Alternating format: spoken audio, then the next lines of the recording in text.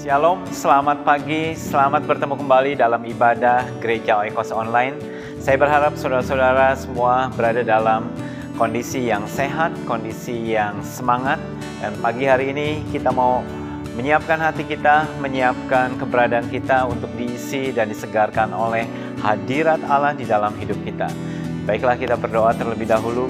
Tuhan yang baik, kami berterima kasih buat pagi hari ini. Pagi yang dimana kami dapat bersama-sama dengan saudara seiman kami meskipun secara online, untuk kami bersama-sama masuk dalam hadirat Allah lebih dalam lagi dan juga mendengarkan firman Tuhan. Berbicara kepada setiap kami Tuhan yang hadir pada saat online ini Tuhan. Di dalam nama Tuhan Yesus kami serahkan semua ini. Amin. Amin. Mari kita mulai memuji dan menyembah Tuhan. Shalom, selamat datang di Gereja Oikos Online. Yuk mari bersama-sama kita bersukacita dan bersyukur di hadirat Tuhan. Let's sing.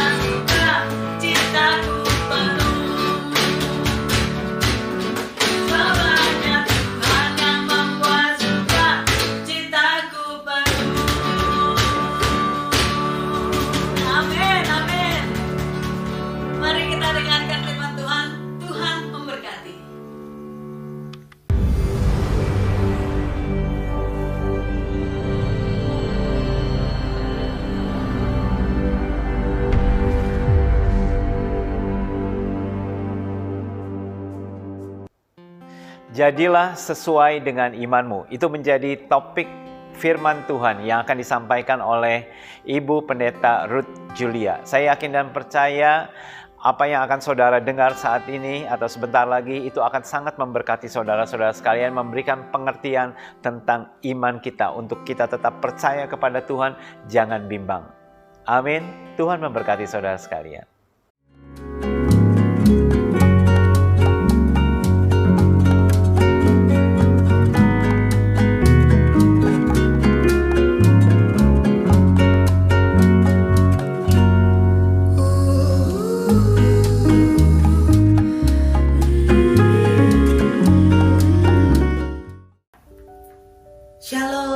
Jemaat Oikos Online Church yang dikasihi Tuhan, senang sekali kita ketemu lagi. Saya ingin membagikan satu kebenaran firman Tuhan yang simpel sekali hari ini. Saudara, kalau kita memperhatikan di perjanjian baru, pada masa-masa Yesus keliling melakukan banyak sekali keajaiban, seringkali dia ketemu dengan orang-orang yang menerima mujizat. Tetapi kalau saudara perhatikan, seringkali orang-orang ini sebelum mengalami mujizat, banyak dari mereka itu seperti menyodorkan satu tindakan iman. Makanya Yesus seringkali berkata begini, jadilah sesuai imanmu. Salah satu contohnya perempuan Sirofenisia yang apa istilahnya dianjing-anjingkan, terus Tuhan berkata jadilah sesuai imanmu. Terus kemudian ada seorang perwira yang datang meminta Yesus untuk sembuhkan hambanya. Yesus lagi-lagi juga bilang jadilah seperti imanmu. Jadi berkali-kali setiap kali orang itu mau mengalami mujizat, ada tindakan iman yang mendahului. Makanya Yesus berkata jadilah sesuai imanmu, jadilah seperti yang kau percayain. Nah tetapi di dalam kitab Yakobus berarti kita mengambil kesimpulan begini. Untuk mengalami sebuah mujizat, kita perlu iman. Jadi iman itu akan mengundang mujizat. Iman itu adalah percaya. Nah masalahnya di dalam kitab Yakobus juga ada ayat yang mengatakan di Yakobus pasal 1, kalau kamu bimbang, jangan berharap kamu bisa memperoleh apa-apa. Berarti ini sinkron ya saudara. Ada iman, mujizat ditarik nih. Tetapi ketika bimbang, kita goyah, maka mujizat tidak akan terjadi. Itu menurut Yakobus. Nah masalahnya, pasti saudara dan saya banyak batin begini. Namanya manusia ya bisa bimbang. Nah saudara, saya menemukan bahwa yang namanya kebimbangan, yang namanya keraguan, yang membuat mujizat terhalang, itu pasti ada sesuatu yang terjadi. Nah, apakah itu?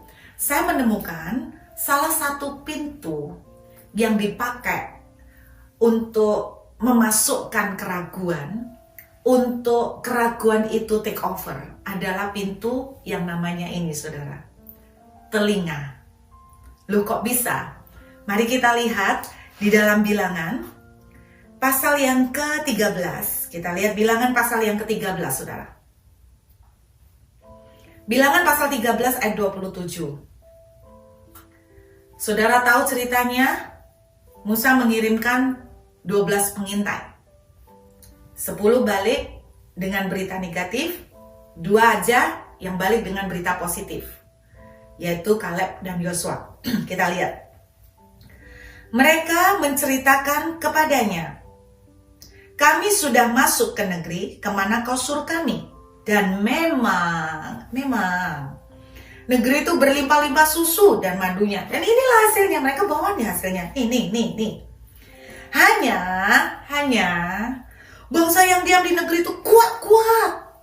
Dan kota-kotanya berkubu dan sangat besar. Juga keturunan Enak telah kami lihat di sana. Keturunan Enak ini keturunan raksasa, saudara. Orang Amalek diam di tanah Negeb, orang Het, orang Yebus, orang Amori diam di pegunungan, orang Kanaan diam di sepanjang laut dan sepanjang tepi sungai Yordan. Lihat nih, mereka bawa hasil, bagus ya hasilnya. Tapi gede-gede, raksasa. Terus kemudian mereka tambah ini lagi, saudara. Saya nggak tahu sih mereka orang mana nih ya, saudara. Dalam arti saya nih ngelihat gini loh, orang sanguin ada 4 kepribadian, sanguin, melankolis, flegmatis, dan koleris. Nah, dari 4 kepribadian ini, orang sanguin itu kalau ngomong seringkali blow up, berlebih-lebih. Kayaknya 10 orang ini salah milih kali ya. 10 orang ini yang sanguin semua nih kali ya. Jadi ngomongnya di blow up nih gitu. Kemudian Kaleb mencoba menenteramkan hati bangsa itu di hadapan Musa, katanya, tidak, kita akan maju dan menduduki negeri itu sebab kita pasti akan mengalahkannya. Perhatikan ayat 31, dibantah lagi nih. Tetapi orang-orang yang pergi ke sana bersama dengan dia berkata, kita tidak dapat maju menyerang bangsa itu karena mereka lebih kuat daripada kita. Ditambahin lagi nih saudara ya. Juga mereka menyampaikan kepada orang Israel kabar busuk, bukan buruk, busuk. Jadi lebih buruk lagi saudara. Tentang negeri yang diintai mereka dengan berkata, negeri yang telah kami lalui untuk diintai adalah suatu negeri yang memakan penduduknya. Saudara, padahal tuh orang Enak tidak memakan, mereka bukan golongan kanibal saudara. Tapi rupanya berita yang disampaikan oleh 10 pengintai adalah berlebihan. Mereka makan manusia, mereka memakan penduduknya. Nah, ini udah mulai hiperbol. Dan semua orang yang kami lihat di sana adalah orang-orang yang tinggi-tinggi perawakannya. Juga kami lihat di sana orang-orang raksasa, orang enak yang berasal dari orang-orang raksasa, dan kami lihat diri kami seperti belalang, dan demikian juga mereka terhadap kami. Anda bayangkan, ini mulai ditambah nih beritanya. Akhirnya Alkitab menuliskan di dalam Bilangan pasal 14, saudara bisa baca judulnya, pemberontakan umat Israel. Lalu segenap umat itu mengeluarkan suara nyaring, menangis saudara, teriak, dan bangsa itu menangis pada malam itu. Bersungut-sungutlah semua orang Israel kepada Musa dan Harun, dan segenap umat itu berkata kepada mereka, sekiranya kami mati di tanah Mesir atau di padang gurun ini. Perhatikan saudara, telinga. Jadi kenapa mereka sangat down? Karena mereka mendengar berita dari 10 orang. Hari-hari ini kita punya akses yang mudah sekali untuk dengar berita apapun. Kita dengar berita yang buruk-buruk, gampang banget. Kita bisa Google, televisi, kemajuan teknologi membuat kita gampang banget dengar. Ini yang terjadi loh. Dan saudara juga pasti tidak menyangkal bahwa ada banyak berita-berita yang kita dengar, baik itu di medsos, di media televisi, itu sorry to say kadang-kadang itu terlalu di blow up, dibesar-besarkan, dibikin heboh, dibikin serem. Karena begini ya saudara, logikanya tuh kalau berita itu makin hot itu kan makin laku. Nah, ini yang terjadi pada 10 orang pengintai. Mereka mendengar, mereka down. Saudara, kalau Anda tanya, kenapa orang Israel gagal masuk tanah Kanaan? Salah satu sebabnya karena mereka imannya up and down. Karena mereka selalu ragu, mereka tidak percaya. Makanya Yakobus bilang, kalau kamu bimbang, jangan harap dapat apa-apa. Bayangin, karena mereka dengar terlalu banyak. Saudara, beberapa waktu yang lalu, tiba-tiba muncul benjolan saudara di leher saya. Namanya manusia nih, ketika mulai melihat benjolan, mulai mikir, dan mulai ada rasa khawatir. Saudara tahu apa yang saya lakukan? Saya search di Google, saudara. Saya search di Google. Waduh, saya cari benjolan di leher kiri, di leher kanan. Ada banyak ternyata beritanya, saudara. Possibility-nya adalah apa? Kanker, leukemia, tumor. Kemudian ada lagi tiroid. Serem kan? Saya baca, makin stres saya, saudara. Nah, itu kemudian saya cerita sama teman saya. Cerita sama temen, Ci, aku kok ada benjolan ya? Kok pas temen yang saya ceritain itu bilang gini, Bu Ruth, jangan dipegang, itu persis punyaku, aku dulu ya gitu. Apa itu Ci? Tumor Bu Ruth, jangan dipegang nanti bisa merambat. Loh Ci, aku baca di Google, kalau tumor itu cirinya itu benjolannya tuh keras. Enggak, punyaku enggak keras, tapi ya tetap tumor. Waduh, saudara percaya nggak? Saya dengar itu tambah down. Terus ada teman yang lain ngomong gini, oh kemungkinan itu tiroid. Kebanyakan ngomong tiroid.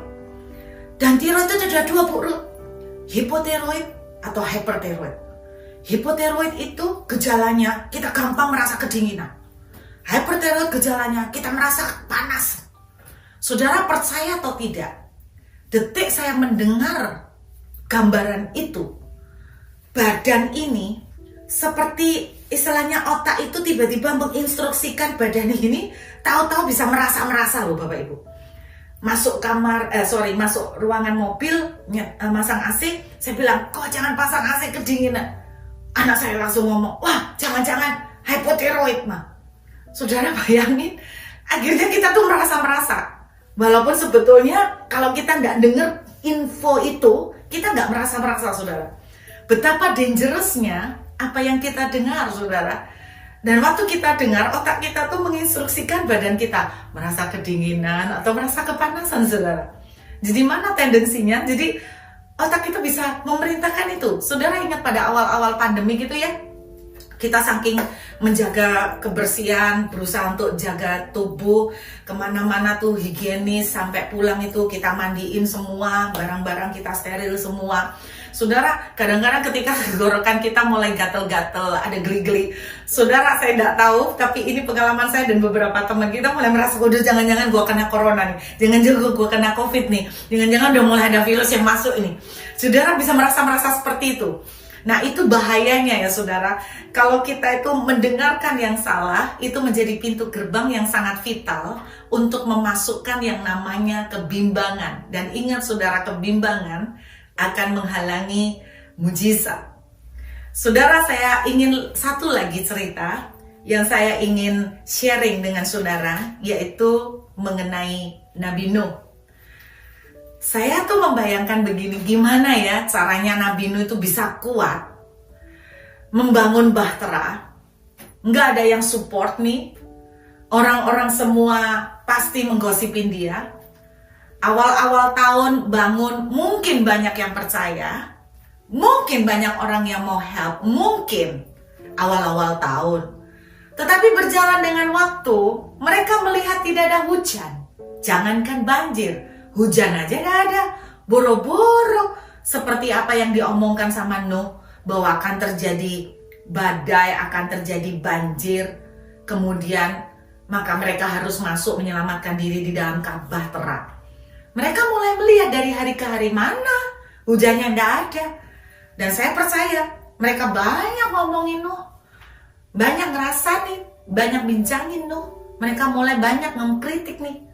Nah saudara bayangkan, selama 125 tahun Nuh bangun bahtera dan persiapan sampai menunggu badai dan menunggu banjir. 125 tahun. Saudara, saya tidak bisa membayangkan bagaimana menjaga iman selama 125 tahun. Saya punya keyakinan saudara, kalau Tuhan sudah berjanji, Tuhan akan menepati. Karena setiap janji Tuhan ya dan amin. Ada banyak ayat di Alkitab yang menunjukkan setiap perjanjian Tuhan pasti akan ditepatin. Salah satu yang saya terakhir ini suka sharingkan, Tuhan pernah janji sama Daud bahwa keturunan Daud akan selalu duduk di atas tahta. Mungkin saudara merasa, mana? Sekarang tidak ada keturunan Daud. Siapa bilang? Mungkin banyak dari saudara dan saya tidak tahu bahwa Queen Elizabeth adalah keturunan dari Raja Daud. Nah, Tuhan menepati janji. Sampai hari ini, keturunan Raja Daud masih tetap duduk di atas tahta kan? Nah saudara, kalau Tuhan sudah berjanji, saya sangat yakin Dia akan menepati. Tetapi masa menunggu ini merupakan masa yang tidak mudah. Pasti yang namanya iman itu naik turun, kadang kuat, kadang down, kadang benar-benar sudah seperti orang tersungkur yang benar-benar sudah, Tuhan, gue gak punya iman lagi, jangankan sebesar biji sesawi, satu titik aja gue gak sanggup. Mungkin itu yang kita alami. Makanya saya tuh penasaran, gimana ya Nuh itu bisa kuat menunggu, begitu percaya dengan Tuhan selama 125 tahun. Saya ajak saudara lihat, ini rahasia kenapa Nuh bisa kuat. Kejadian pasal yang kelima, kita akan lihat ya saudara. Kita akan lihat dari ayat yang 21 supaya saudara mengerti tentang silsilah. Setelah Henokh hidup 65 tahun, ia memperanakkan Metusalah. Jadi Henokh, saudara tahu Henokh yang di rapture nih ya, punya anak namanya Metusalah. Dan Henokh hidup bergaul dengan Allah selama 300 tahun lagi setelah ia memperanakkan Metusalah. Dan ia memperanakkan anak lelaki dan perempuan. Jadi Henokh mencapai umur 365 tahun. Nah, saya ajak saudara kita hitung-hitungan sedikit ya hari ini.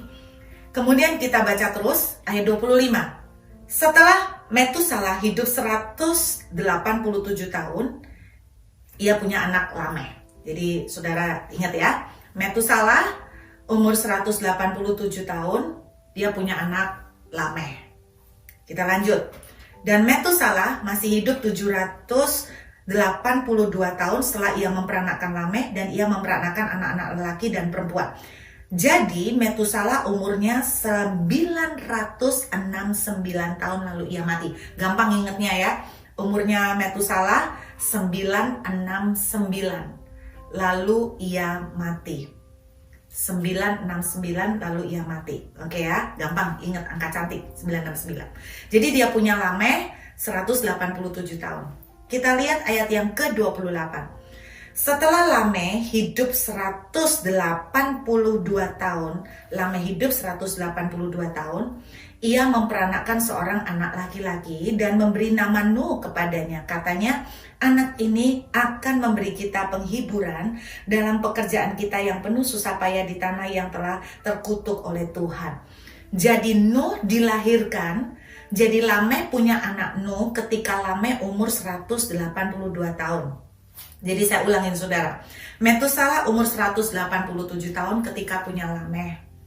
Lameh umur 182 tahun ketika punya Nuh. Nah saudara hitung, berarti Metusalah waktu Nuh lahir, Metusalah umurnya 369 tahun. Sandiokcu 369 tahun waktu punya cucu Nuh. Gitu ya. Jadi Nuh lahir, Metusalah umur 369 tahun.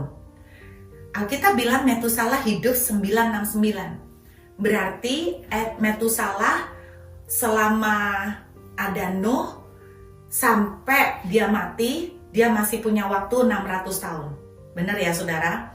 Jadi Metusalah waktu Nuh lahir umurnya 369 dan Metusalah mati 969. Berarti Metusalah sempat bersama dengan Nuh selama 600 tahun. Nah mari kita lihat Kejadian pasal yang ke-7 ayat yang ke-6. Perhatikan saudara. Kejadian 7 ayat 6, Nuh berumur 600 tahun ketika air bah datang meliputi bumi. Jadi pas air bah datang 600 tahun umurnya Nuh. Metusalah mati. Jadi Metusalah tidak kena air bah. Jadi air bah datang jahat. Sebelumnya Metusalah pulang berangkat. Berarti selama hidupnya Nuh 600 tahun, engkongnya nemenin dia karena bapaknya udah mati. Engkongnya nemenin dia nih, engkong Metusalah. Ini loh rahasia kekuatan iman Nuh selama bangun bahtera. Jadi saudara tahu siapa yang menguatkan Nuh selama dia bikin bahtera? Kakeknya. Kakeknya takut akan Tuhan. Henok bergaul dengan Tuhan. Henok punya Metusalah. Kalau Anda baca kisahnya Henok, Henok setelah punya anak, Henok umur 65 tahun punya anak Metusalah. Setelah punya anak, dia masih hidup bergaul dengan Tuhan. Dia bawa anaknya Metusalah untuk bergaul dengan Tuhan. Metusalah melihat bagaimana bergaul dengan Tuhan. Metusalah melihat bagaimana bapaknya di rapture. Metusalah melihat bagaimana bapaknya saleh dengan Tuhan. Metusalah melihat bagaimana bapaknya mengalami kehidupan yang real, pengalaman pribadi dengan Tuhan. Metusalah melihat bagaimana Allah yang dia sembah adalah Allah yang hidup. Dan iman yang sama yang dimiliki oleh Metusalah, inilah yang dipakai oleh Metusalah untuk mendampingi Nuh selama masa penantian. Jadi selama Nuh hidup, Nuh dididik oleh engkongnya, Nuh diajari iman oleh engkongnya. Bahkan ketika Nuh mulai mendapatkan wangsit nih, berita dari Tuhan suruh bangun bahtera. Mungkin Nuh koyak, mungkin dia bilang, "Kong, aku tidak mampu kong." Metusalah berkata, "Nak, belajarlah taat. Kalau Tuhan sudah mengatakannya, Tuhan akan menggenapinya. Tapi kong, tidak ada hujan, teruslah membangun nak. Karena kalau Tuhan sudah berbicara, Tuhan akan menepatinya. Tuhan akan menggenapi apa yang dia ucapkan." Imannya dikuatkan melalui kakeknya. Saudara, bergaullah dengan orang-orang yang menguatkan iman saudara. Mendekatlah dengan orang-orang yang akan membangun iman saudara. Bergaullah dengan komunitas yang akan membangun iman saudara. Berkumpullah dengan orang-orang yang akan menguatkan iman saudara. Orang-orang yang mengerti bagaimana mengikut Tuhan. Orang-orang yang tahu bagaimana Tuhan itu Allah yang hidup. Orang-orang yang bisa berkata tidak ada yang mustahil bagi Tuhan. Orang-orang yang bisa berkata kepada saudara, "Go on, keep moving, keep building it." Karena Tuhan, bagi Tuhan tidak ada yang mustahil. Karena Tuhan akan selalu menggenapi apa yang dia janjikan. Lihat siapa yang saudara bergaul sekarang. Apakah Anda banyak bergaul dengan Netflix? Apakah Anda terlalu banyak browsing? Apakah Anda terlalu banyak membuka WA, berita-berita dari kanan, kiri, utara, selatan, timur, dan barat, semua yang melemahkan? Bergaullah dengan sumber yang tepat. Bergaullah dengan sumber-sumber yang akan menguatkan. Bergaullah dengan firman, karena firman menguatkan saudara. Bergaullah dengan khotbah-khotbah, karena itu akan menguatkan saudara. Bergaullah dengan teman-teman yang bisa menguatkan saudara. Dan menjauhlah dari hal-hal yang akan melemahkan iman saudara.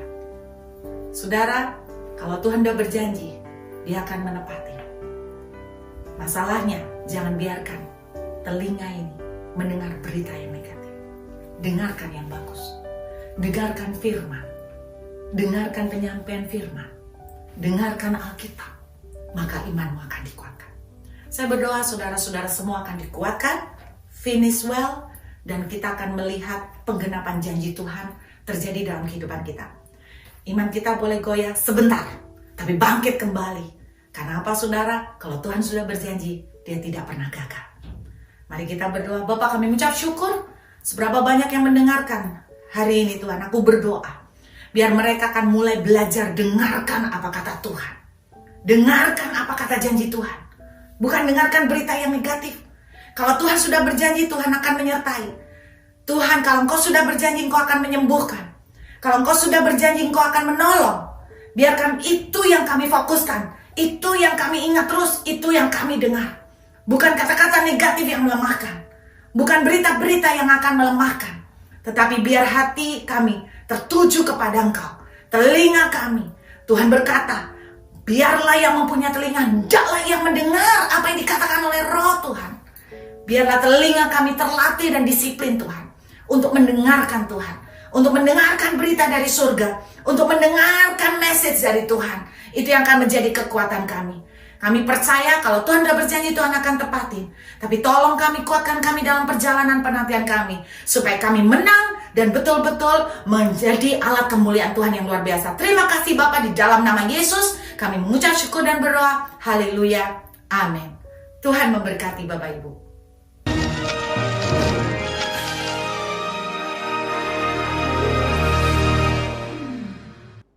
Di akhir penghujung dari ibadah Oikos Online, saya Yakub Surya dari Gereja Oikos Online Singapura mengucapkan sampai jumpa. Tuhan memberkati saudara-saudara sekalian. God bless you.